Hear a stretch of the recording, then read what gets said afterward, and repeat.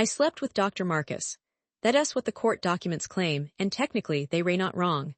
But everyone, the judge, my husband, even my own lawyer, has twisted this into something obscene. What I've actually done is so much worse than simple infidelity. My husband wants sole custody of our 8-year-old son. Dr. Marcus is testifying Wednesday, armed with recordings he claims prove I am an unfit mother. My entire life is being reduced to a sordid affair, when the truth is I was fighting for my family the only way I knew how. And losing. I am going to tell you everything, the recordings, the money, the lie that started it all. By the end, you'll understand why I did what I did. You still might hate me, but at least you'll know the whole disgusting story. 6 months ago, I was the woman you'd barely notice at Target. Pushing a cart through the frozen aisle, checking my phone for texts that never came. My husband David hadn't looked at me directly in weeks.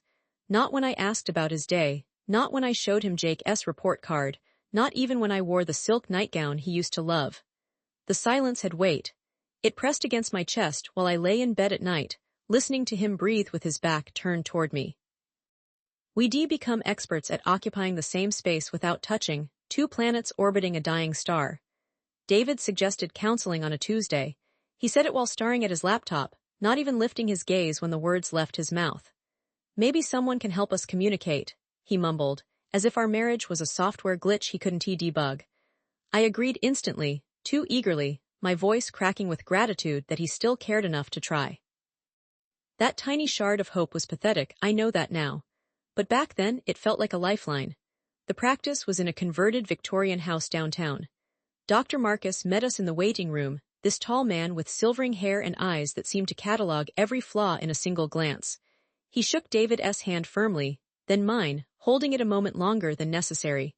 His office smelled of leather and something earthy, sandalwood maybe. He offered us tea in china cups that felt too delicate for the conversation we were about to have. David spoke about work stress. I talked about loneliness. Dr. Marcus listened, his head tilted, making notes that I imagine said things like desperate for attention or willing to do anything to feel seen. After 3 joint sessions, Dr. Marcus suggested individual work. Sometimes we need to excavate our own damage before we can rebuild together, he explained, his voice smooth as polished stone. David shrugged, already checking his phone. I saw the opening and lunged for it. Yes, I said. Yes, absolutely, whatever it takes. That was the first pebble dislodging the avalanche. It felt so small at the time. What nobody understands is how Dr. Marcus made me feel like my pain mattered. When I cried about David forgetting our anniversary again, he just nod sympathetically. He leaned forward and said, "Tell me what that does to your body. Where do you feel the rejection?" His questions were surgical. They cut through the polite lies I'd been telling myself for years. He remembered details, my mother's dementia, the career I'd abandoned for Jake, the way David's criticism had eroded my confidence until I could barely recognize my reflection. In his office, I became real again. Then came the Thursday he asked me to stay after our session. We'd been meeting solo for 6 weeks. He closed the door softly, turned the lock with a click that echoed in my chest. "I think we need to discuss something difficult," he said, settling into his chair with a heaviness that made my stomach drop. "Your husband exhibits patterns of emotional abuse. The silent treatment, the dismissal, the way he makes you question your own perceptions. This isn't just poor communication, Sarah. This is systematic diminishment." My hands started shaking. Abuse. He'd put a name to the shadow I'd been living inside for years. I wanted to argue to defend David, but the word felt like oxygen I'd been denied. Dr. Marcus slid a box of tissues across his desk. "You need to protect yourself," he said quietly. "And I can help you document this." That was the moment I should have run. Instead, I asked him how. During our next appointment, he handed me a small digital recorder. "Keep this with you during interactions with David," he instructed. "We need evidence for when you file for divorce. You'll need leverage in custody proceedings." The device felt impossibly tiny for the destruction it would unleash. I slipped it into my purse, telling myself I was being smart, strategic. I was just gathering information. That's what I believed, anyway. The first time David found the recorder, I lied without blinking. Told him I was using it for work presentations, practicing my pitch for the landscaping business I'd been trying to start. He believed me because he wanted to, because questioning me would require actual engagement. I started leaving my phone face up during arguments, recording video through my pocket. Dr. Marcus praised my initiative. His emails began arriving at odd hours, 11 p.m., 6 a.m. They were always professional at first, then gradually more personal. Saw something beautiful in the park today and thought of our conversation about renewal. I read those words 100 times, searching for meaning between the lines. My best friend Lisa cornered me at brunch. "You ray glowing," she observed, her fork suspended midair. "What's really happening with this therapist?" I laughed too loud, insisted it was just nice to have someone listen. But she knew. Lisa has always seen through me. She dropped it, but her silence afterward was different than David's. It was judgment, not indifference. That should have been my warning. By the third month, Dr. Marcus and I were meeting at a coffee shop near the river. Neutral ground, he called it, though I was paying his hourly rate for these sessions too. He'd touch my hand when I got emotional, these brief presses of his fingers that I started anticipating with a hunger that scared me. One afternoon, Jake had a soccer game and David was traveling, so I brought my son along. Dr. Marcus bought him a hot chocolate, asked about school. When Jake went to the bathroom, Dr. Marcus turned to me and said, "He's a beautiful boy. You're doing an amazing job despite everything." Nobody had told me I was doing an amazing job in years. I might have kissed him right there in that crowded cafe, surrounded by laptops and lattes, if Jake hadn't returned. Instead, I sat with the wanting, letting it pool in my stomach like warm honey. On the drive home, Jake asked, "Is Dr. Marcus going to be my new dad?" The question landed like a fist. I said no, of course not, don't be silly. But I'd already let the idea take root in my own mind. That's the part I can take back. David returned from his business trip distant, even more than usual. When I mentioned the landscaping business, he snorted. "You think people are going to pay you to plant flowers? Stick to what you know, Sarah." The recorder captured every syllable. I played it for Dr. Marcus the next day. His jaw tightened. "This is exactly what I meant," he said, his voice low and dangerous. "He's systematically destroying your confidence." That night, I dreamed of Dr. Marcus. In the dream, he was pulling me from rising water while David stood on the shore, watching. The kiss happened in his office, during what was supposed to be our last session. I'd been crying about David canceling our anniversary dinner, business dinner, he'd said, more important than 12 years of marriage. Dr. Marcus wiped my tears with his thumb, a gesture so intimate I stopped breathing. "You deserve so much more," he whispered. Then his mouth was on mine, soft and cert. I didn't pull away. I leaned in, opening my mouth, tasting the coffee on his tongue and the power in his hands. When we finally separated, he looked at me with such tenderness. "This complicates things," he said, "but it doesn't change the truth of what you're going through." I paid for the session with my credit card, the same one David reviews monthly. The charge read Marcus Therapy Services. I told myself he wouldn't notice. That was the first lie I told that I actually believed. Lisa saw us. Not the kiss, but the coffee meeting 2 days later. She was walking her dog along the river path and spotted us through the cafe window. Our heads were close, his hand covering mine on the table. She texted me that night, "We need to talk. I saw you." I didn't answer. Instead, I changed my phone password and blocked her on social media, telling myself she was being dramatic, that she didn't understand the complexity of my situation. When people tried to warn me, I built walls. That was my specialty. David started asking questions. "Why are you always on your phone? Who keeps emailing you at midnight? You seem different lately." I perfected the art of the half-truth. "It's just work, I'd say. The landscaping business is really taking off." He never asked to see the proof. He didn't care enough to dig. That was his crime and my salvation, the double-edged sword I wielded against him. The hotel receipt was my mistake. We met at a conference center downtown, discussing my divorce strategy, or that's what I told myself. Dr. Marcus said we needed to avoid being seen together in public. He paid for the room with cash, but I used my card for parking. The charge was vague, downtown parking garage, but the date and time matched a night I'd told David I was at a networking event.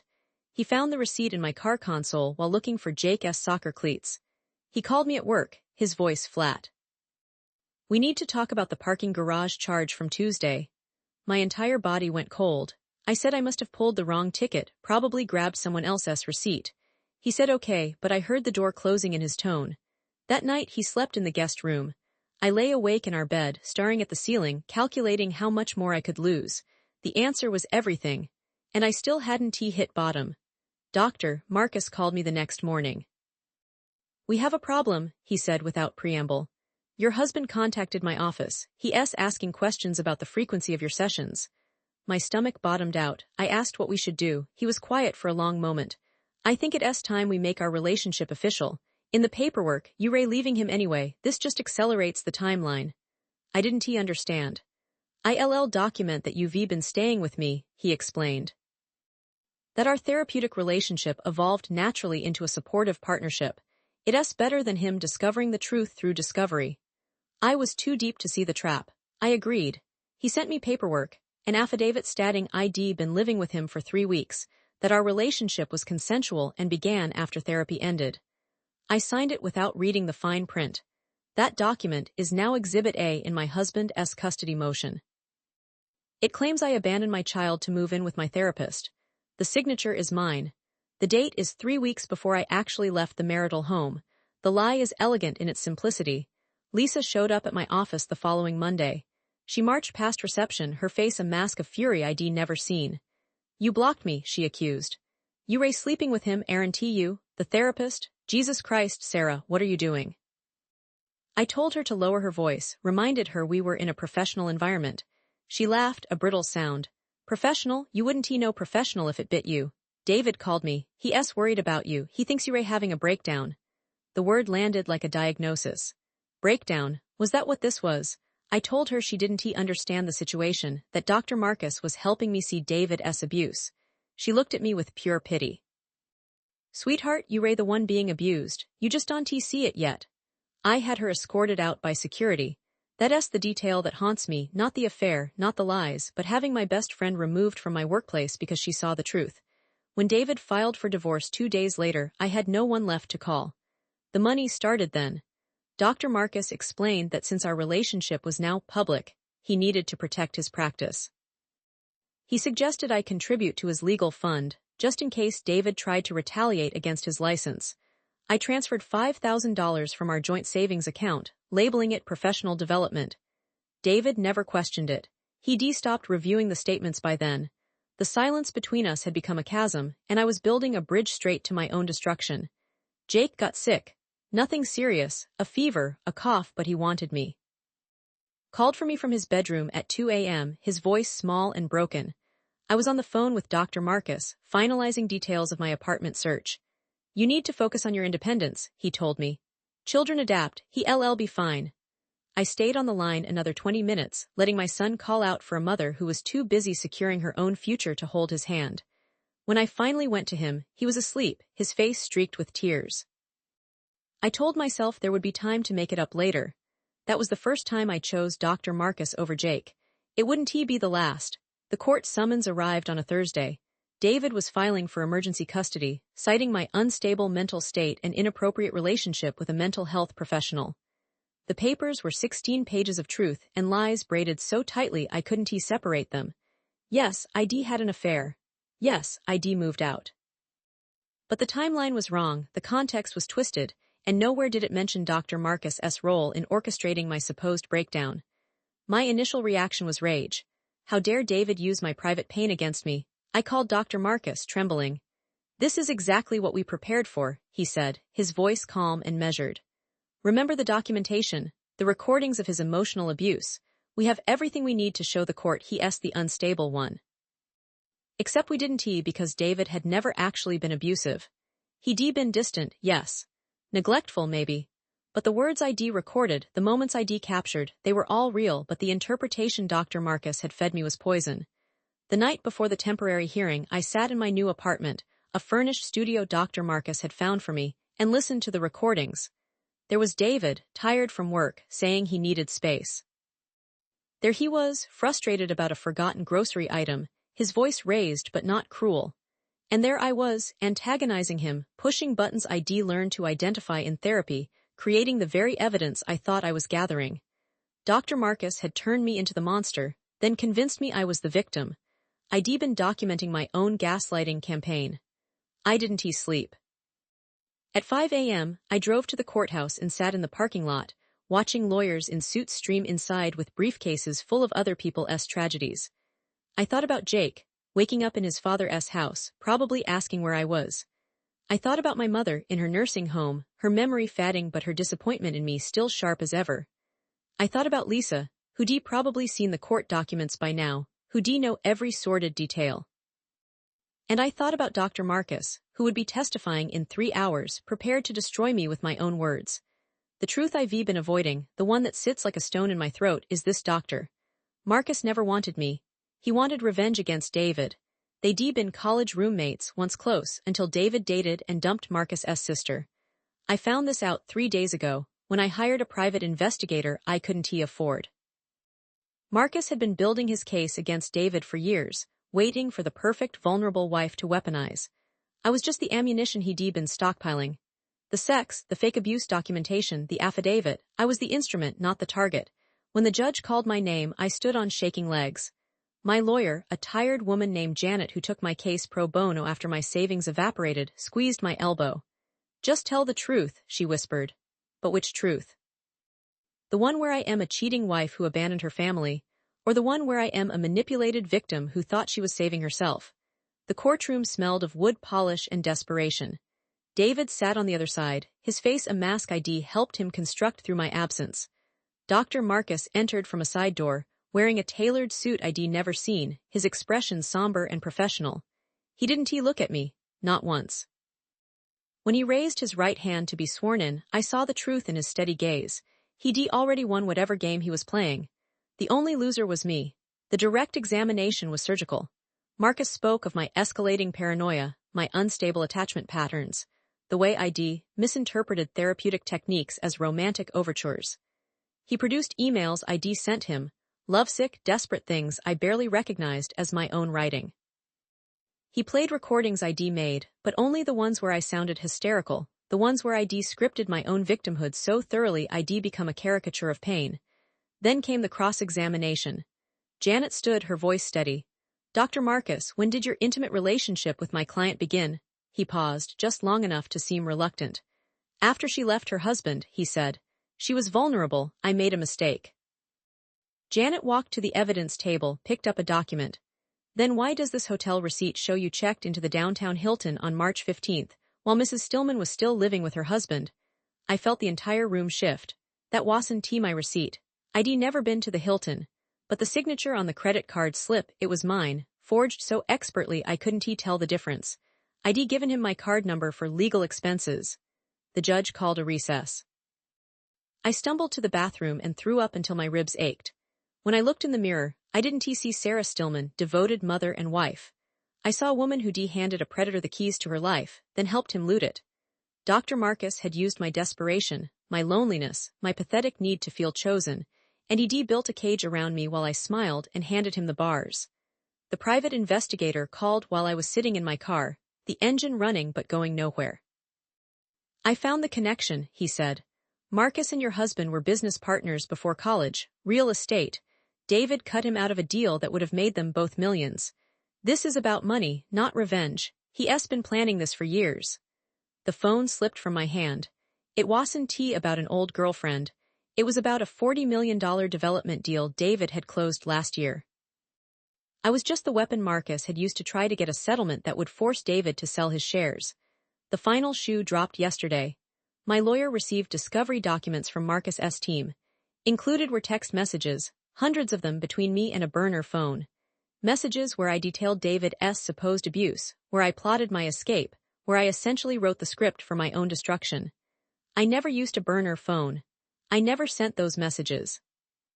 But they were threaded through my phone records, expertly inserted, time-stamped during moments when I was alone, vulnerable when no one could verify my whereabouts. While I was recording David, Dr. Marcus was manufacturing my conspiracy. Tomorrow, the judge will rule on permanent custody. Dr. Marcus is countersuing me for defamation, claiming I fabricated abuse allegations to hide the affair. He's asking for $2 million in damages. The irony is so rich I can barely breathe. He set me up to take the fall, and I dove in head first. I've lost my son, at least temporarily. Jake is with David, supervised visitation only because the court-appointed evaluator believes I am unstable. I've lost my job, my boss saw the news coverage, and can have that kind of drama in the office. I've lost my house, my savings, my reputation. The local paper ran a story with my professional headshot next to the headline "Local therapist caught in sordid affair, wife admits falsifying abuse claims." I've become a cautionary tale. What nobody tells you about hitting bottom is that you keep falling. There's no solid ground, just more layers of rock to break through. This morning, I woke up in my rented room, a basement studio that smells of mildew and other people's cooking, and checked my phone. There was an email from Dr. Marcus. It contained a single line: "You should have read the fine print. Enjoy the view from the cliff you built." I am writing this because tomorrow he testifies again, this time in his defamation suit. He'll present more evidence I didn't know existed, more proof of my duplicity. And he'll win, because he's a professional liar, and I am just an amateur victim who got exactly what she deserved. I wanted so badly to be seen that I became invisible to the people who actually mattered. I wanted to escape my marriage so desperately that I walked willingly into a prison of someone else's design. The truth I need you to understand is this: I did sleep with him. I did record my husband. I did sign the affidavit. Every sin the court knows about is mine. But what they don't know, what you couldn't know until now, is that I thought I was saving myself. I believed Dr. Marcus when he told me I was a victim, because it was easier than admitting I was just lonely. I believed him when he said the ends justified the means, because I wanted to believe I was special enough to deserve such elaborate rescue. I was a woman drowning in plain sight, and the man who threw me an anchor convinced me it was a life preserver. My son asks his therapist why I left. I know because the court monitor tells me. He draws pictures of our family, him, his daddy, and a blank space where I used to be. He tells her his mommy got sick and had to go away. He's not wrong. I am sick with the knowledge of what I've done, what I allowed, what I helped build. The disease is self-deception, and it's terminal. So here I am, at 3 a.m., typing on a laptop that's about to be repossessed, waiting for a tomorrow that will bring another round of public humiliation. Dr. Marcus will take the stand, handsome and composed, and he'll tell his version of our story. And I'll sit there, the villain in my own life, knowing that every word he says will be technically true while being a complete lie. You wanted to know what really happened. Now you do. I was a desperate woman who mistook manipulation for salvation. I traded my family for the illusion of being understood. I chose a fantasy over the hard work of actually fixing my marriage, and I got exactly what I deserved. The recordings, the hotel receipts, the fake abuse claims, they were all real. I created them, I signed them, I lived them. But here's what you need to ask yourself: if you were dying of thirst and someone offered you poison water, would you drink it? If you spent years screaming into a void and someone finally screamed back, would you care that they were using your echoes to build a bomb? I chose to drink. I chose to echo. I chose to believe the story that made me the heroine instead of the fool. Tomorrow, when Dr. Marcus walks into that courtroom, he'll carry the proof of my destruction in his briefcase. And I'll carry the truth of my complicity in my chest, where it's been lodged since the day I said yes to the first solo session. The judge will rule. Jake will grow up with a story about his mother that I can never rewrite. Dr. Marcus will collect his settlement and move on to his next vulnerable target. And I'll be here, whatever's left of me, trying to figure out how to live inside the ruins I helped build. Tell me I deserve this. Tell me I was stupid, selfish, blind. Tell me anything but that you understand. Because understanding means you might have made the same choices. And if enough of us are that desperate, that broken, that willing to burn everything down for the promise of being seen, then Dr. Marcus isn't he the monster. He's just the mirror. So there it is. The full, rotting truth. I had an affair with our marriage counselor. Now he's exposing me in court. But the real exposure happened months ago when I looked at my reflection and saw a stranger staring back. When I chose a fantasy over my family. When I let a man who knew exactly what he was doing turn my loneliness into a weapon and then handed him the trigger. You know everything now. You can judge me. God knows I do.